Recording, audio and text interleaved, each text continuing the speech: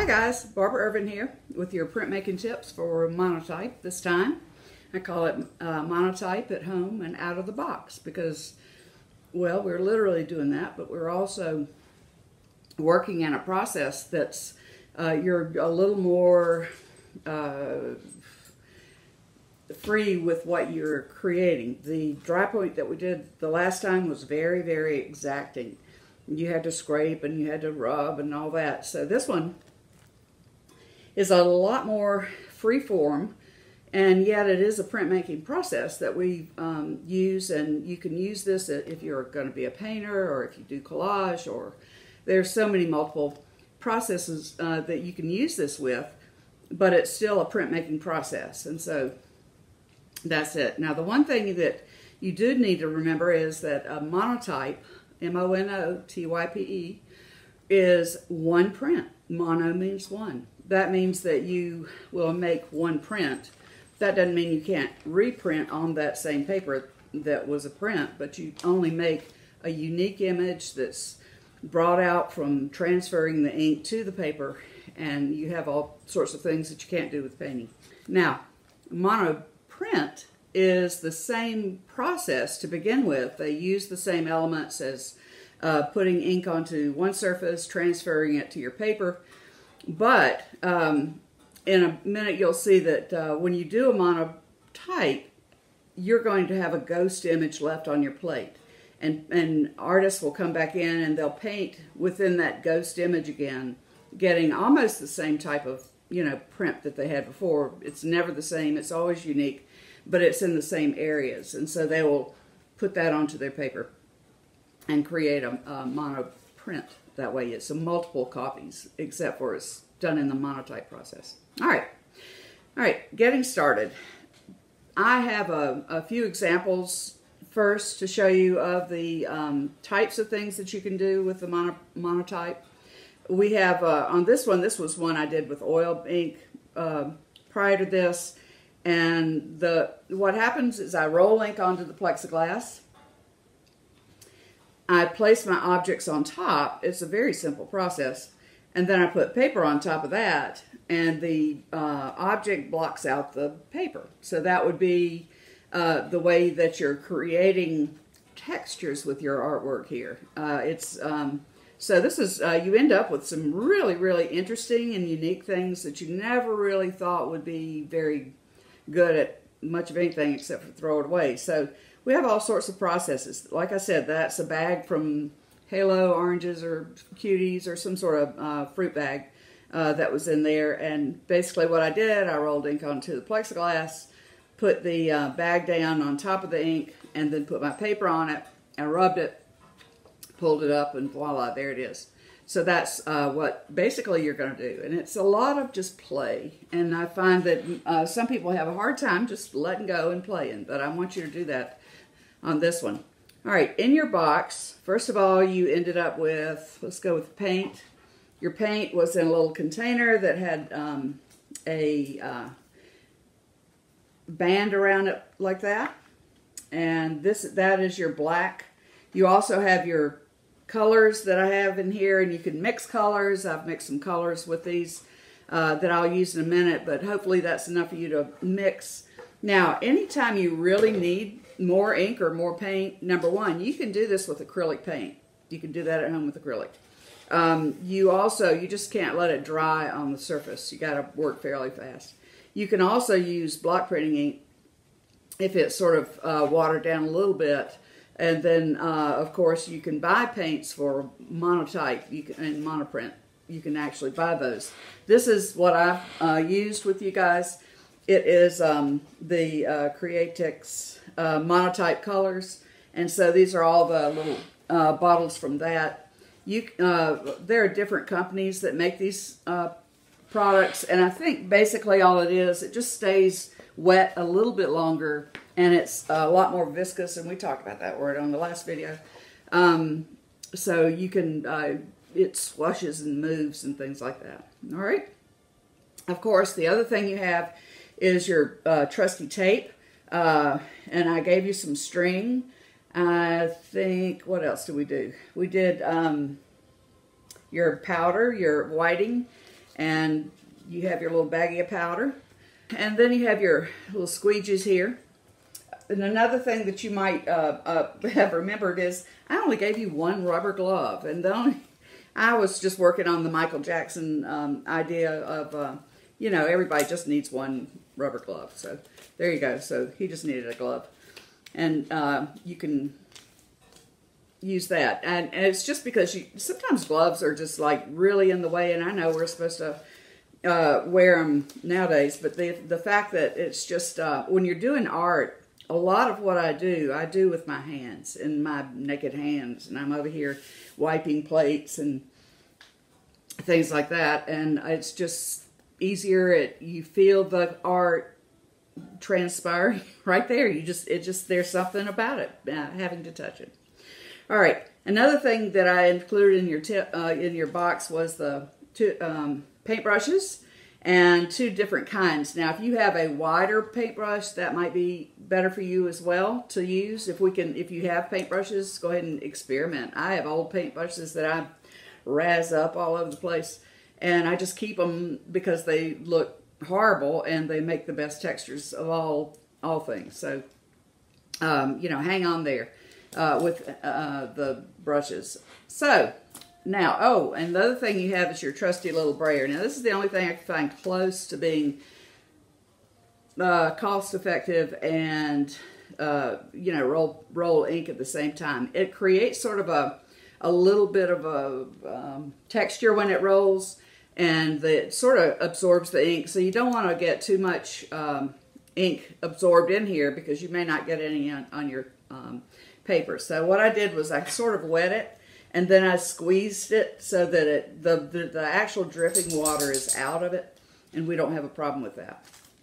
The other thing is I made this little board with just some tin foil on it so I could use it as a rolling area for my inks. And that is something that you can do, or you can use a paper plate, anything that would be a flat surface that wouldn't absorb the ink faster than the paintbrush or the roller has to. All right. Next thing is just objects. You need to find some objects that you might want to explore within your artwork. The ones I have here are things like feathers and leaves and weird little plants. I have some of the beautiful paper that I gave you that I rolled ink on earlier. You have your string that was given to you, and that's just one of those little bonus things that you can use for your artwork. You have your tape. Actually, we're going to be using that as like a block out for your inks. You also have your little template here for monotype. And remember, when you use your template, you want to place it face down on your work surface, wherever it is you're going to be doing this, because you don't want that word sticking up into your artwork. The other thing I made was a registration board, and this makes it a lot more easy, is a registration board. And this makes it much easier for you to have your papers on the side. You can put your tape and your pens on the side, and then you can open the paper up like a book, and you could rework your plate and then put it back down exactly. You don't have to take it off and guess where all the registration is on that. So that might be easier. It's a little bit bigger surface than your box, but then your plate that you're working with for this is a little bit bigger than the one that you had to do with dry point etching. So what I'll do first is I'm going to take the template, I'll place it face down. I'm going to just set it within my little work area here and use my tape to put that down. Now I have an area that is for my paper as well as the tacks or the tape. That keeps you holding onto the cardboard side so the papers don't move. All right. Second thing you're going to do is, well, what do I do now? I get my plate, and I started this one in an area that we don't have to worry about. I'm going to take my inks and place them where I want to use them as far as the image is concerned. I'm doing our image. I'm going to put some black ink on here. You might want to stir it up a little bit too. All right. So black ink on here.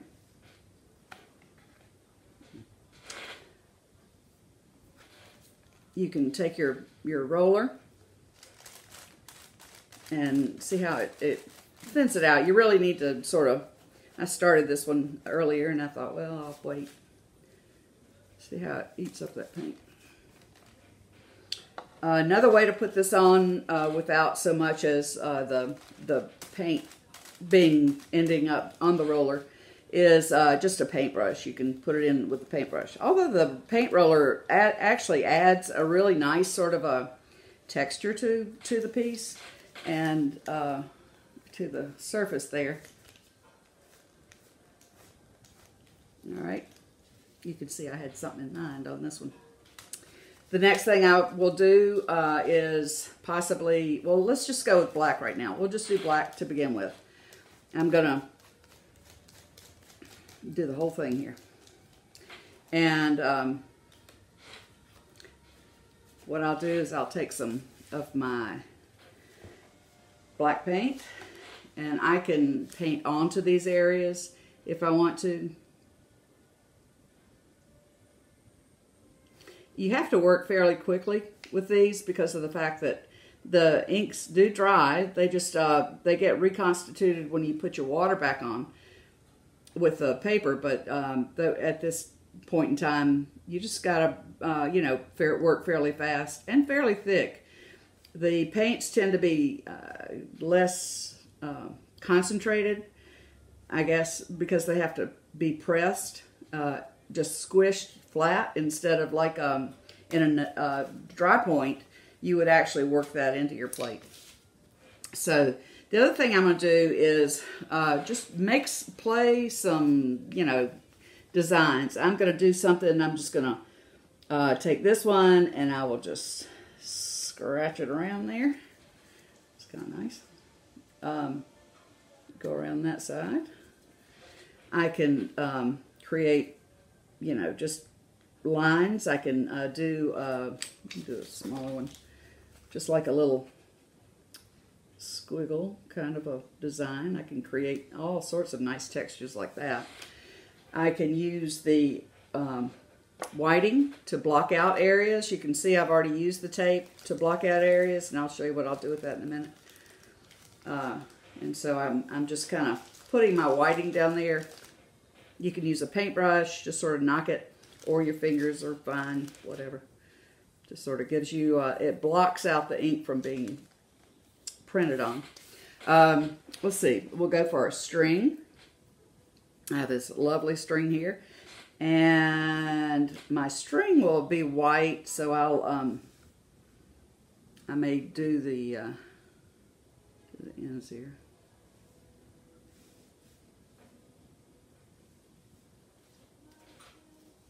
Okay, another thing we'll do, let's see, we'll take some paper. I have some paper here that has been cut, and also some paper that has been torn on here. So we'll put it, where would be a good place for that? I can put it in here. Yeah, we'll put it over here. I'll just stick it right there. The other thing I have is a feather that we can put in here, and the feather will block out the ink, so that's sort of a part of the image that you can use. And I just set that right in there, and actually you can wash it off and use it again later on. The other thing is a plant. Here we have leaves. I don't know, those are kind of big. Let's get a smaller one maybe, and I'll put this over here. Now on this leaf, I can either just let it be a block out, total block out, or I can paint ink on it, and that would give it some designs on the top of it as well as blocking out. So you'll kind of get the ink image. And I'm going to work on that with my finger just because it's, like I said, hands are just the best tools of all. They really are. Okay.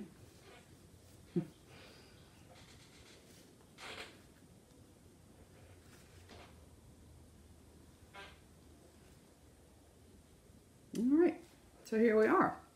Now I have this lovely plate. I can pull up my tape if I want to.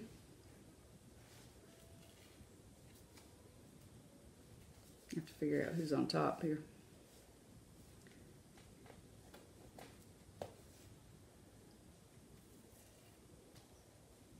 Guess I should have done that before, huh? Okay, here we are, pulled up my tape, and I have my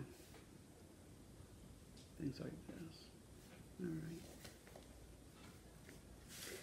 I'm going to place my board into the cardboard, registration board. And then my next problem is I need to select papers. So my papers will be the, and I always keep rags here to wipe my fingers off because they're always a mess. Now, I have two types of papers in your paper container here.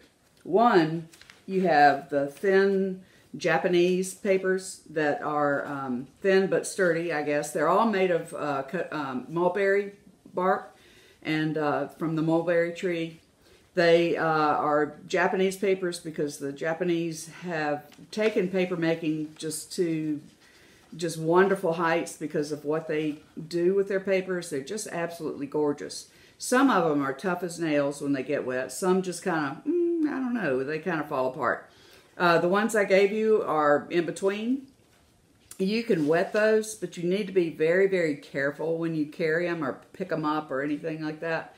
So actually, I would suggest when you put your paper on, and I'll do a print that comes from the dry paper as opposed to the wet paper. So in a minute, but you need to sort of make sure that you keep these damp, and I'll show you. You can use the sponge and just blot the paper wet when it's on your plate, or you can use a little sort of just a paintbrush, but you want to gently put it on there because it'll mess up the paper strands. You also want to make sure that you soak this other paper. You can use drawing paper if you want to. It's not that big a thing. But these need to be wet at least, maybe about 3 minutes before you start using it. So that's it. All right. So the first thing I'm going to take here is this absolutely gorgeous Japanese paper. It's called unru. And the unru paper is a paper that it comes from the Japanese word of cloud dragon. And it's just an absolutely gorgeous paper. It's got these lovely strands of fibers running through, and it's always so white, and it's just a lovely paper to work with. It's tough when it's dry. It's just when it gets wet, it gets a little compromised. So that you want to be careful with that. So what I'll do now is I'm going to put, and if you'll notice, I put a dot on all the pieces of yours that had to be careful with the water, as far as just trying to keep them so they're not falling apart. All right, I'm going to put this on my little registration board here, and I will use a piece of tape on one side. I might go with something here. Okay. All right. So I know that that's there. Now for this one, I'm gonna just give it a nice little spritz of water with the spray bottle here.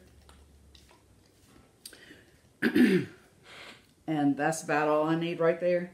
I'll also take a, you need to rub this and make it stay where it is. So what we'll do right now is we will take our tracing paper or wax paper or whatever you used in the last print to cover your paper, and I'm going to place it on top, because if I were to just do the paper as naked paper, I would have a hard time keeping it together because it'd just fall apart. And also the spoons or the whatever you're rubbing your images with, they'll pull and tear on this little fine bits of paper here.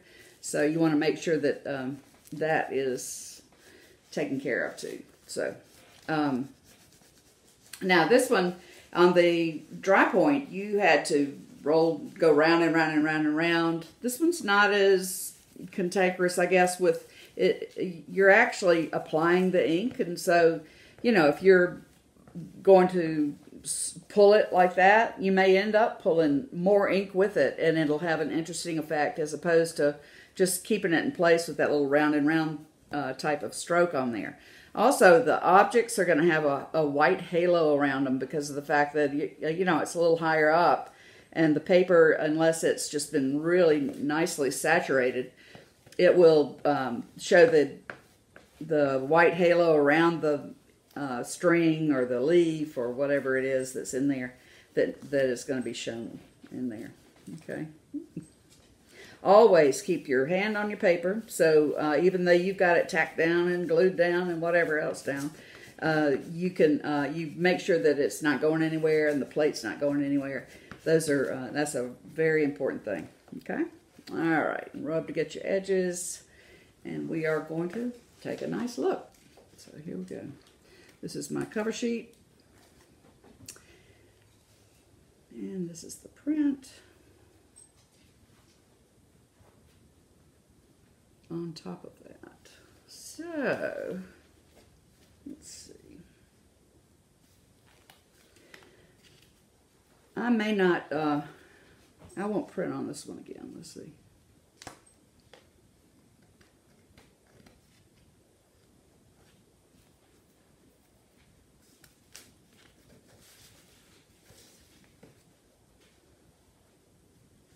Okay.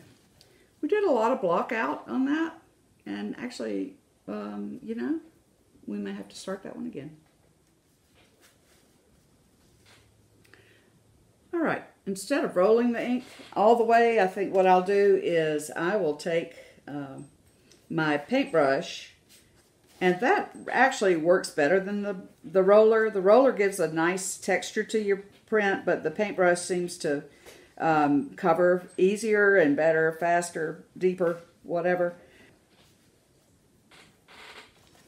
You can do the roller if you'd like to. Try to see what a nice texture that gives to you on there. And so that any kind of smudges, you can do all sorts of things with this. We can use our little piece of mat board here to create designs that would be, that show later on. You can do all kind of nice little designs with this. You can also, you know, make wavy type designs, all sorts of things. You can practice along with that. You have your whiting over here that we're going to create with the negative block out technique with the whiting. You can put those on. Those would show the whiting blocks out that ink when it gets to the paper, and you won't see that. You can also use your paintbrushes to create texture if you want to, or add ink here. If I wanted to just do some dots up here on top of this. There you go. And then another thing is there are all sorts of things around the house that you can use with the textures. Where you know, this is just sort of a wire scrubby thing. We have leaves.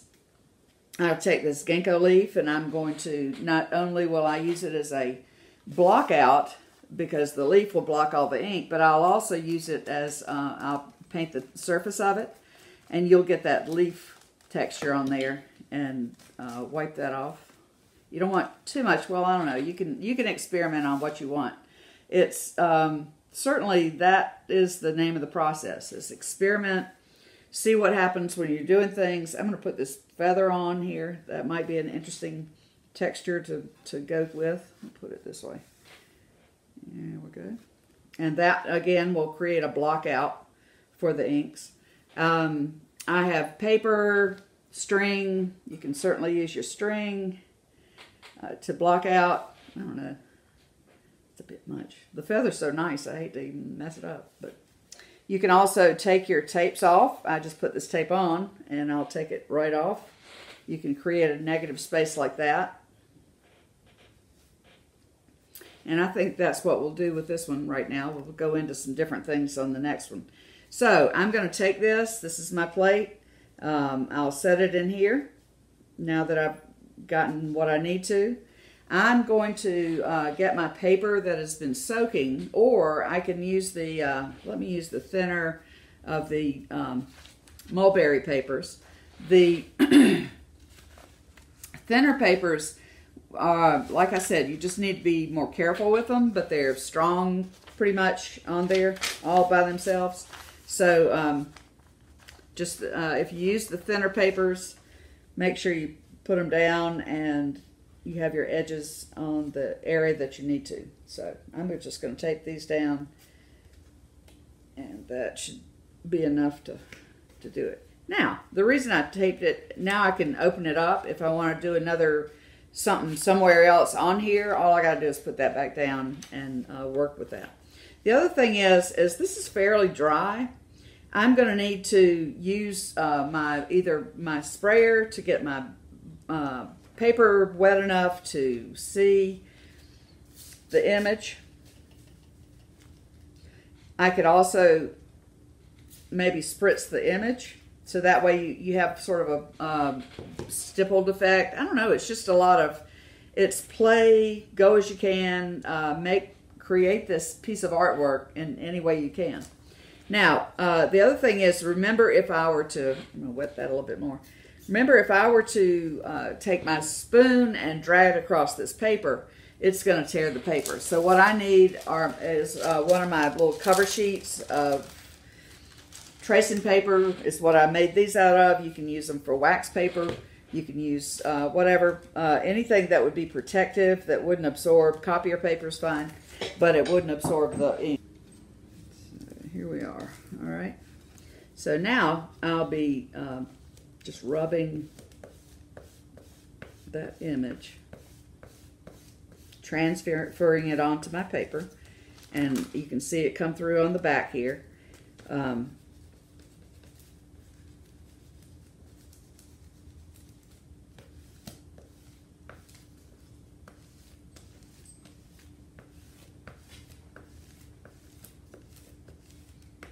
When you get to places like the string or the leaf, I did put a leaf on here.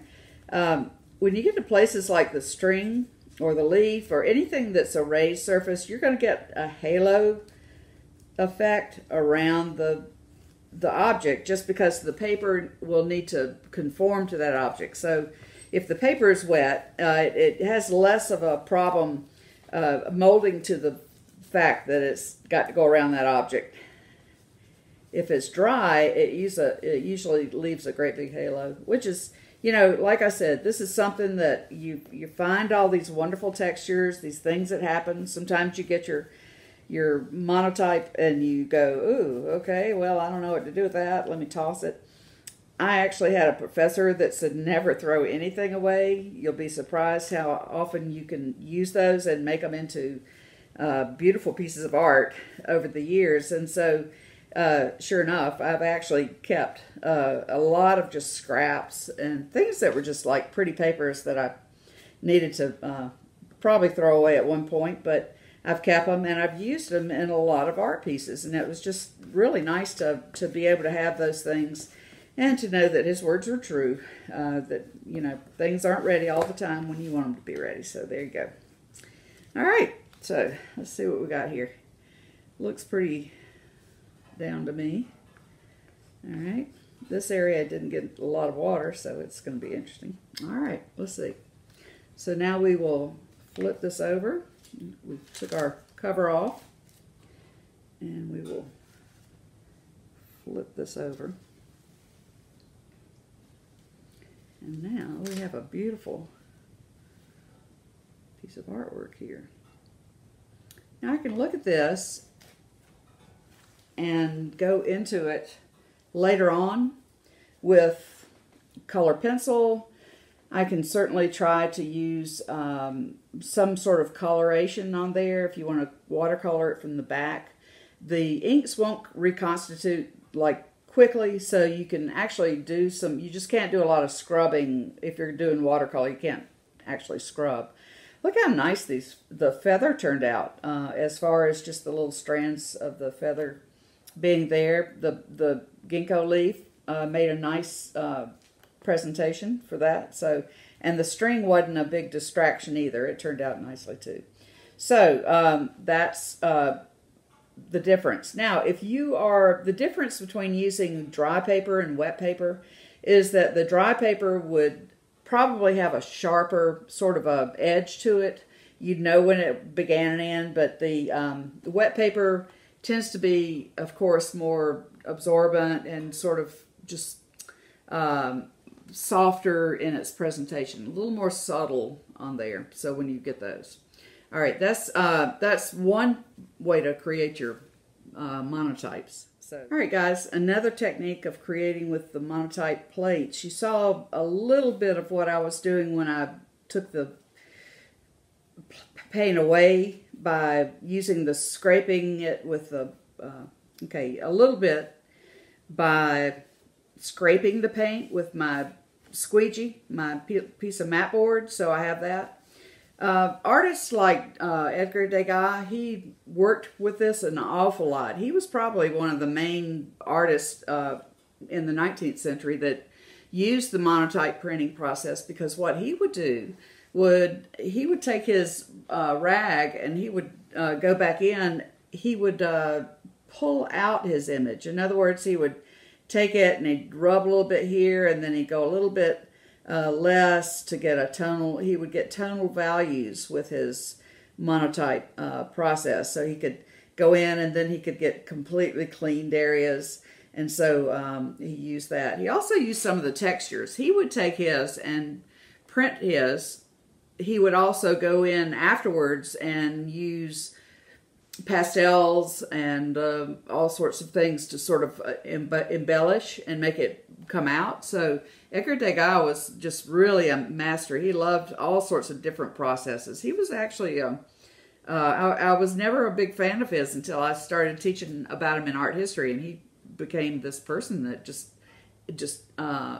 consumed his art. He loved the processes. He loved everything he did about it. So it was really kind of interesting to know that that was something that he does. All right, so that's like a subtractive process that you can go back in and create your designs with that.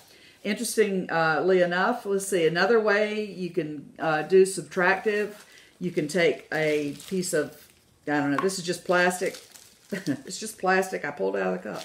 And I'm going to make some sort of a texture on there. I could also use another kind of plastic and make texture on there. I can either pull it out here like that, making my little bubble wrap textures, or I can actually put it back in if my stuff's wet enough, and then you have your bubble wrap textures like that. You can create another type of, use, any kind of brushes. I got an old toothbrush here, so we're going to do our toothbrush on here, and who knows what in the world that's going to look like. But the fun thing is just playing and using these processes to see what you can use within your artwork. This is just a cup on this. It's like playing in the sand. I don't know. You can use other cut papers to block out here. I'm going to do this like this. How about that? I'll block that out and then do that. And let's see, what else can we do? Well, I think that's good. Like I said, we can go in with a sponge and do that. All right. So now I'll take this, I'll place it into my area here. This time I'll take a thicker paper, and this is basically just drawing paper. Now, I have water on this one that I need to blot, so I don't want to blot it dry, but I will blot it a little bit. And then what I'll do is just put it on here, and we will have our image on there. All right. You can tack this one down. And, all right, I'll take this down. Yeah. I may just go ahead and use tape here too.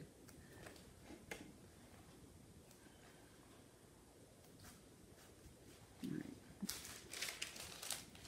Now, I'll take it, place my sheet on top of that, and then just rub it as hard as I can. You know, the more pressure you put on there, the more small detail you'll find in there. And it will, and when you pull your inks, you may end up with something that you really, really like. You might end up with something that you kind of go, ooh. But that's the sort of the serendipitous nature of monotype, is that there's just, it's all about discovery, and it's all about looking at your textures and creating what you think is going to be the masterpiece. It ends up being less than that, or it could be you find things that happen in these small little areas of a monotype that are just, oh, I never could have done that. Now, people will ask, why in the world do you go through all these motions just to get the, you know, the ink on the paper? Why don't you just paint it on there directly? I never could get a lot of these things. I couldn't get all those little details from the feather on there by painting, unless it just was terribly time you know, consuming. And then we'll take that off, and I'm gonna give it a look. All right, that's nice. All right, and these were all those little things. I forgot to put my feather back on. Oh, well, forgot to put my feather back on. So I didn't put anything here. So now what I can do is I can take some ink. I think I'll take purple.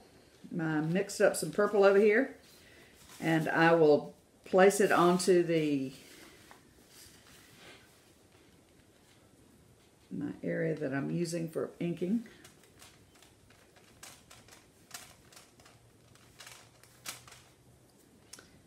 I'm just going to press my feather in there, because you can't do the lines of the feather without them falling apart together.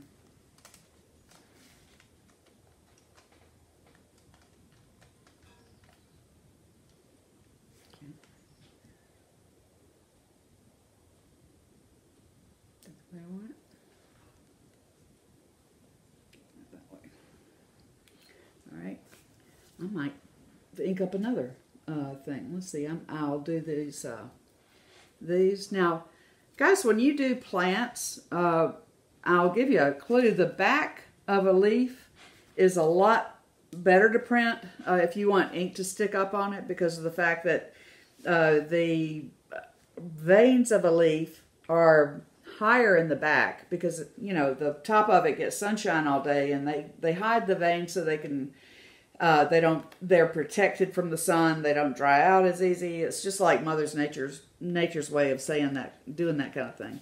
So what I'm gonna do is just put a little ink on here. Whoop.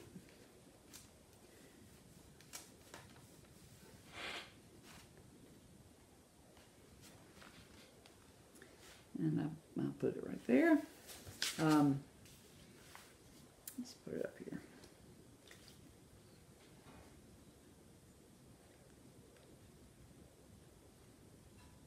Okay.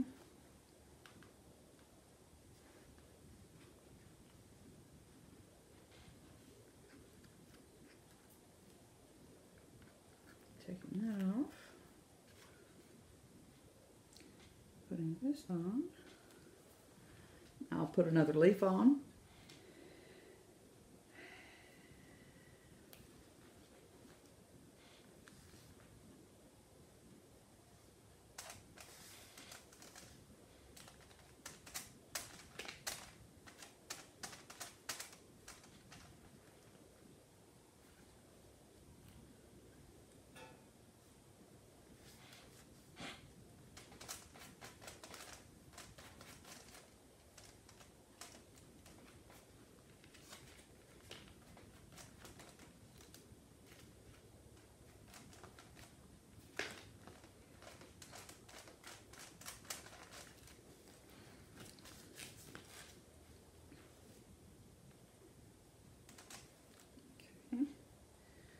Putting another leaf on here.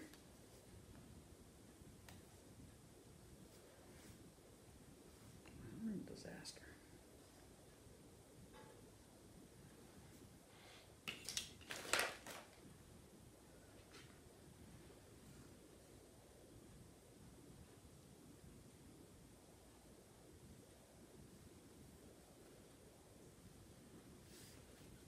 also, your fingers, they're just the best.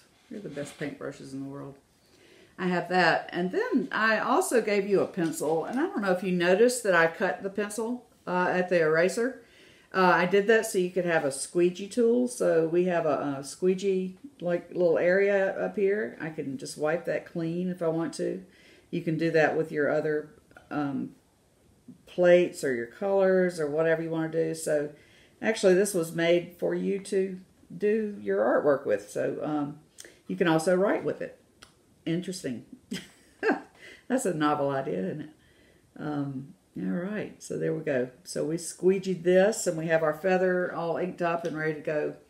I think we will be ready. I'm going to take this print, and I'm actually going to print on top of this print. So we will have that.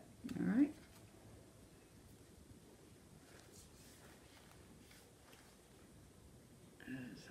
I think we need a little more purple on that floral thing. All right. All right.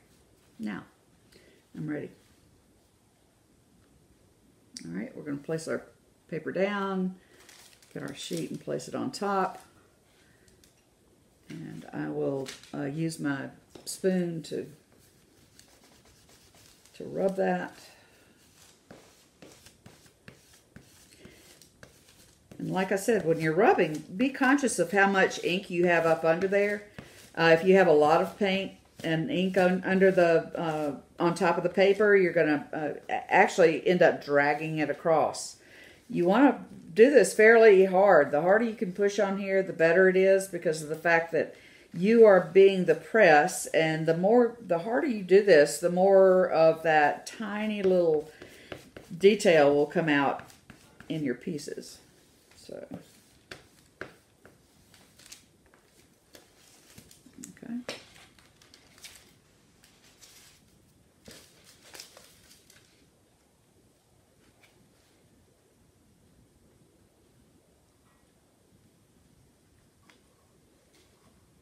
Okay.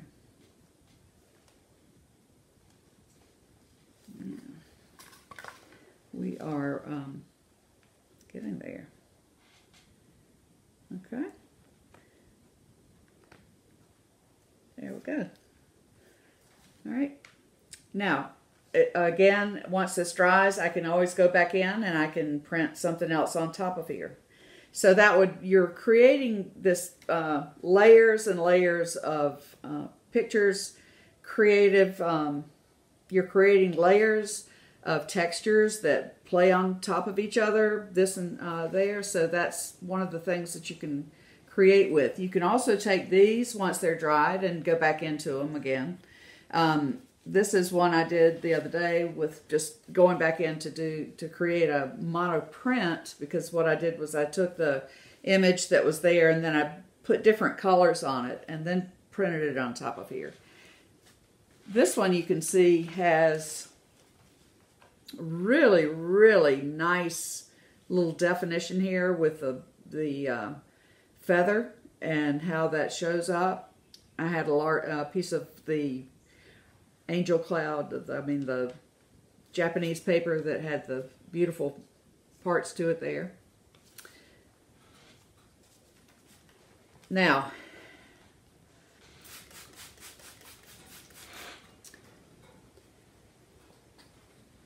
one thing you may want to do is just make sure that you have paper towels to wipe your fingers with, provided you're either wearing one glove or no gloves. You might want to just remember that you've got to clean your hands occasionally, like me, and then you go through the next week with the lovely black nails. And if you're into goth, that would be the way to go. A true printmaker. All right. The next thing I'm going to do is just paint on the plate. It will be, I'll take the plate and just use my paint brushes. I can paint, say, patterns. And you got to be careful about that because, you know, when you rub the image, you're going to end up with patterns that either stay there or are smeared. So keep that in mind. You can just play around with it. You know, I've done all sorts of things. Just I've thrown sand on it and eraser clippings and roots and all sorts of weird things that you might never have thought of. But just experiment with this and just see what the things are. This is a lot like our project that I had you do with the non-traditional printing, where you were printing, you know, all sorts of tire tracks and tires and all sorts of things that fish. I told you about the fish that go in there. So you can actually use these textures from anything. So I think it's a lot of what's flat textures. You know, that's a little bit more of this style. That's what we're talking about here, the flat textures. All right.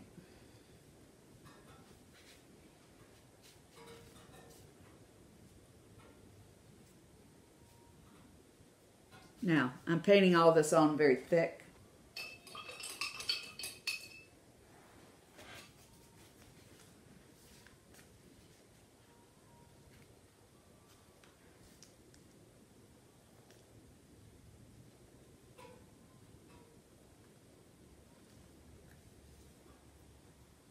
There we go.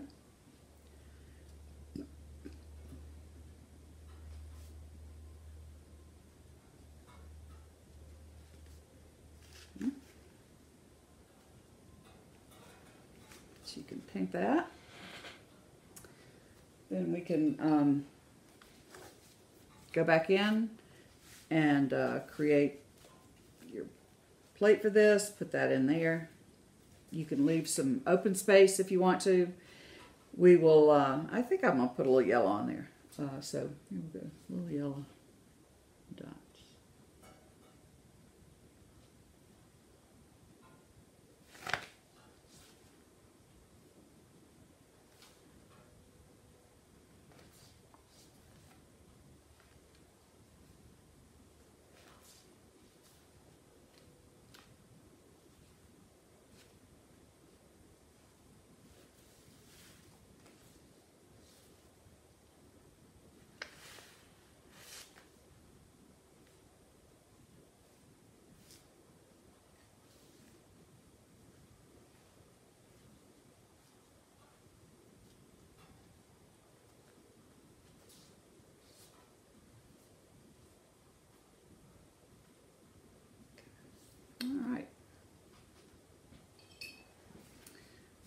There we have it. All right, we're ready for our paper. So I'll take the paper. Now, if you're going to do the, like I said, the heavier paper needs to be either this needs to be very, very wet, or your heavier paper needs to be soaked for a second. So what I'm going to do, I'm going to show you this one. This is going to be dry, totally dry. And I'll put this on here. I will give my paint a little spritz.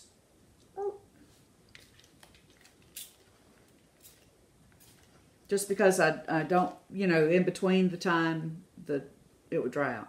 All right, I'm going to use this paper dry on here. And so then I'll place it down here. Tape it down. Make sure it's not going anywhere.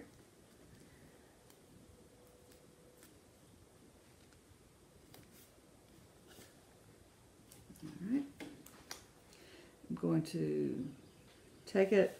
Now, this is thicker, so I don't really need that cover sheet. It's also dry paper. It's not wet paper.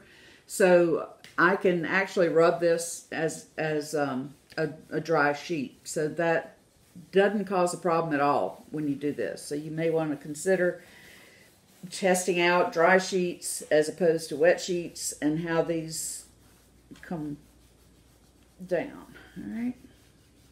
Also, like I said, the dry sheets should be a little more detailed.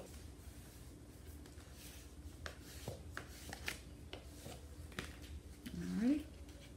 Ready? There we go. I'll pull that up. So now you have what it looks like on the dry sheet. So now you can just go back in after this is dried and put another color on top of there. You can layer your colors. There are all sorts of ways that you can create with this. So the dry paper actually adds more of a painterly texture, I guess. And I don't know, they're both of these are interesting on their own. This was with the wet paper, this is with the dry paper. So you can tell that there are all sorts of methods that you can use to create whatever it is that you're going for, but experiment. Don't think I got to make this a picture, experiment. Just think of the things that maybe might happen if you don't have any control over it. So that's an important part of the monotype process, I think. This is a project that I did with a group that was a Sunday afternoon at the Greenville Art Museum.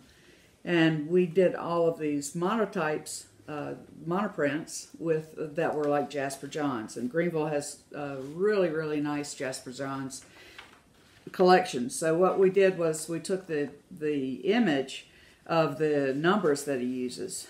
We took a number, did it backwards, placed it on our little template here, took our plate and placed it on top, then put the paper on top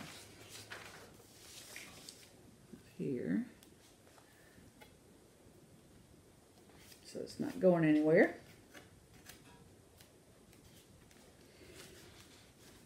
Folded that back, and then we took the paintbrush, and this is sort of a stout paintbrush that has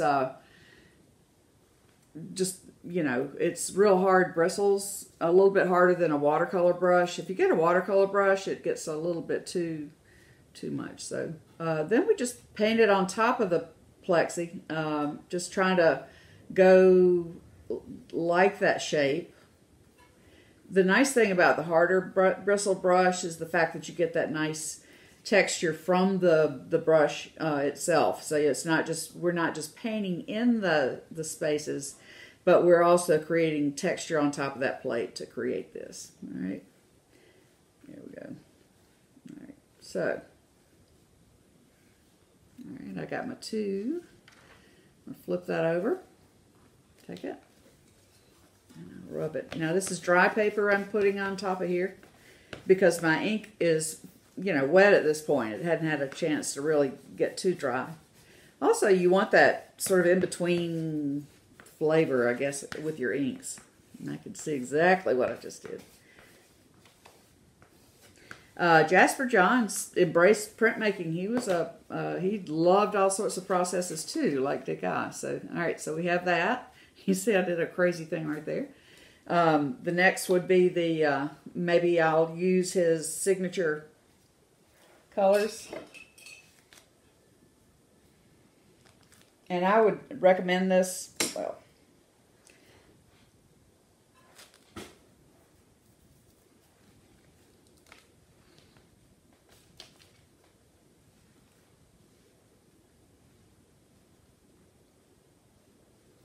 I would recommend this for a great high school, middle school, even elementary school project, just because it's simple to do, and Jasper Johns used these common objects, the American flag and the numbers, things that we see every day that we just really kind of take for granted how they look as far as the imagery of it. Somebody invented it, and somebody thought very carefully about its design. So I think in the day of, we are so take for granted a lot of the stuff that we see that is art.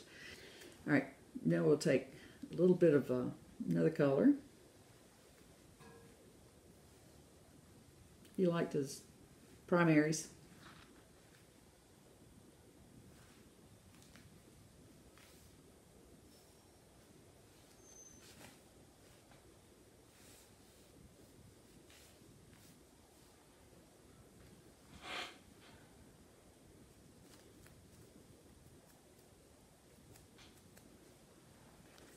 All right, one more.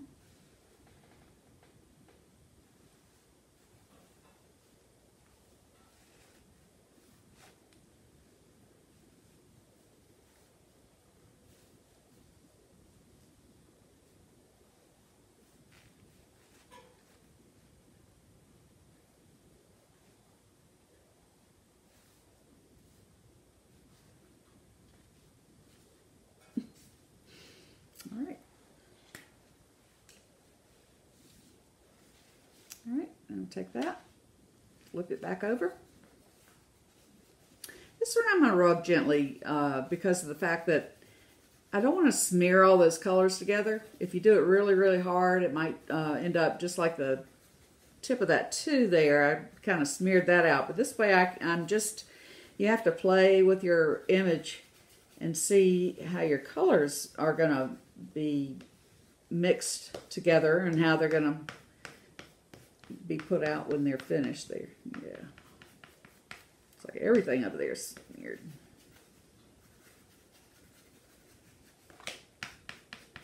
Okay, so there's Jasper Johns. Ooh. All right, so we have a 2, the 7, the 4. You can put other letters up under there. So there are all sorts of things that you can do with this process. All right, another thing that an artist will do with their monotype process will be to just take anything that would have pressure, and you can draw into your monotype. Yikes. Let's see. All right. Anything that would have a little pressure to it, and you can draw into your monotype onto the thing and use it as a surface to draw onto. If this paper will let me do it.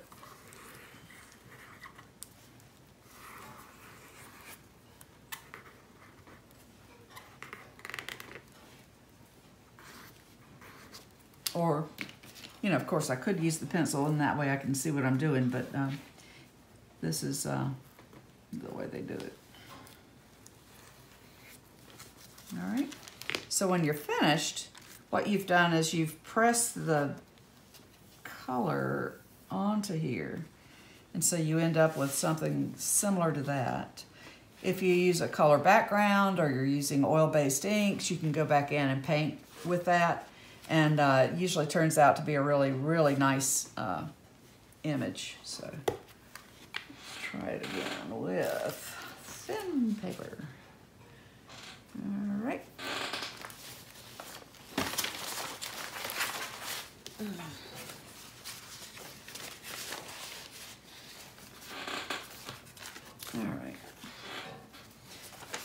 All right, then you take your paper and set it on top of the plate. We'll take our pen, put that in place. And don't forget to use your paper for the top of this.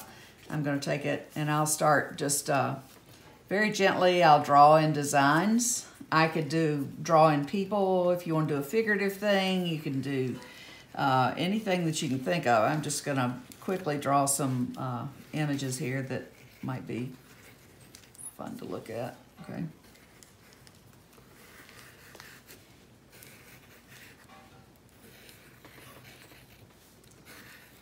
So it almost acts like a carbon paper that you're seeing. So.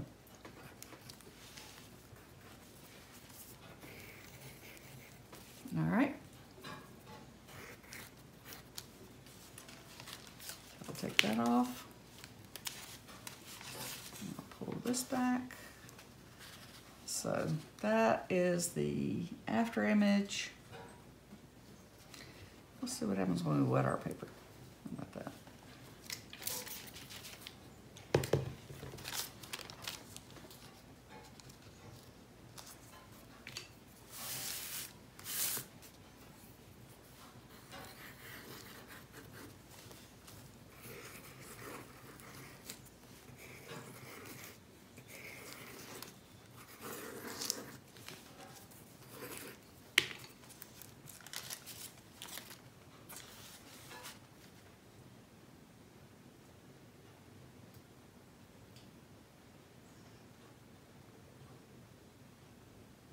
Okay.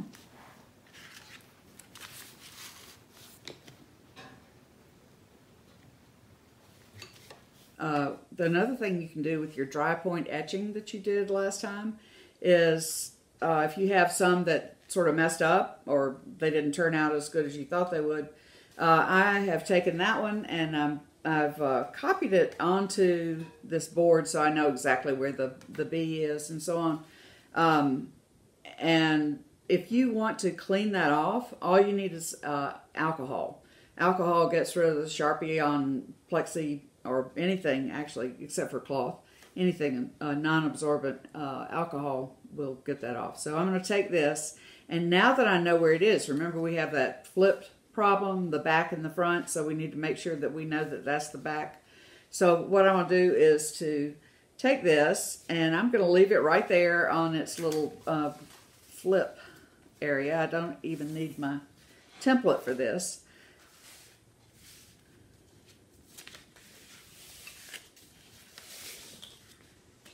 All right, I'll put that here.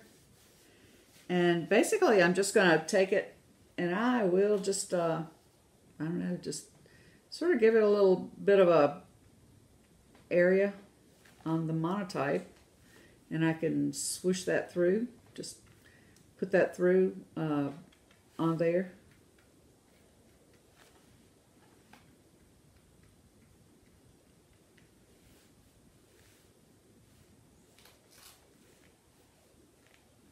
Do a little Van Gogh on there.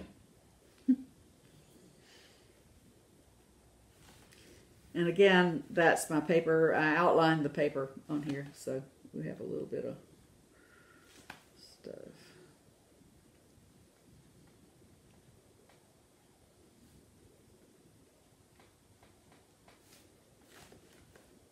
All right. And then I can go back up and put a little more over here.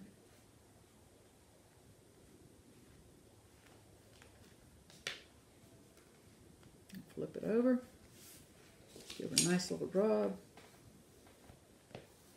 And again, I can rub this without a sheet because of the fact that it's dry and the water doesn't compromise the paper as much.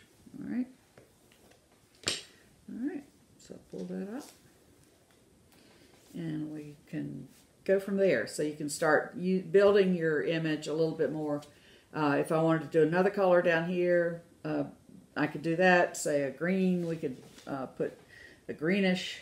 I'm going to go ahead and just mix it up right here. So we can take our greens. And I can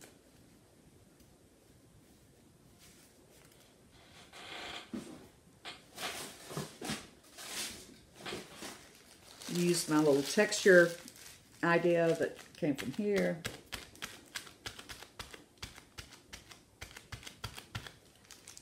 Part of that. I'm going to wipe away all that I got on him. There we go. And then I'm just going to flip this back over.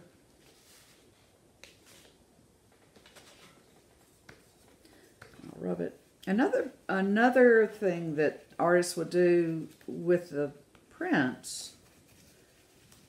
Well, I can do that on that last one.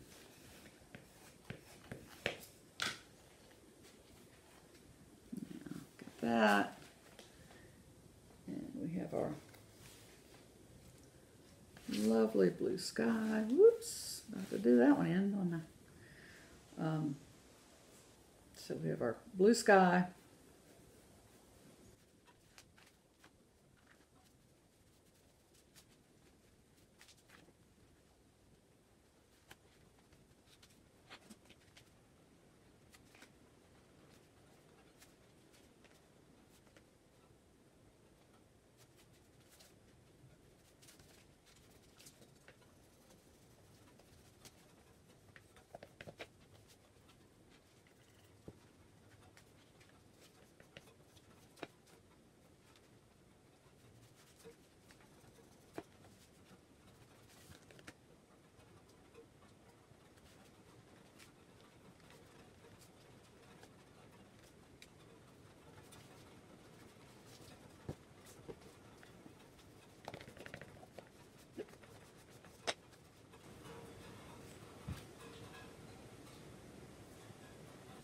Now the last thing I'll talk to you about is how to sign your print, your monotype. A lot of people will, mono means one, so there's only one of it, basically. So some people will write 1/1 underneath the print in the space. If you have paper around there, people like that area. Some people won't write that, being that it's a given and it's basically just a unique print. If it's called a monoprint or a monotype. So you would write 1/1, your name, your title, your process, and then, or just don't write a number at all. So that's one of the ways you can sign it. Now, some people like to sign it, have a paper edge so they can see the boundaries of the paper, like this one. Other people will paint all the way to the edge of the paper. Those people will end up having probably to sign on the paint, on the image, because of the fact that it would be just like a painting or something like that, that they are part of that. So they have to sign within the painted area. So that's the way to sign those. And like I said, acknowledge what process you used. That's very important. Know that it's a printing process. And then as far as the number goes, you can put 1/1, or you can just not put anything at all. All right? What I'd like for you to do is just to have happy play. Just enjoy yourself doing this, experiment, and try to find some different textures and shapes, and I think you'll enjoy this process just because it's just very low stress and it's good for the brain. So anyway, all right. So thank you. I'm glad we're able to do this, and I think I'm looking forward to seeing your work. All right. Thanks.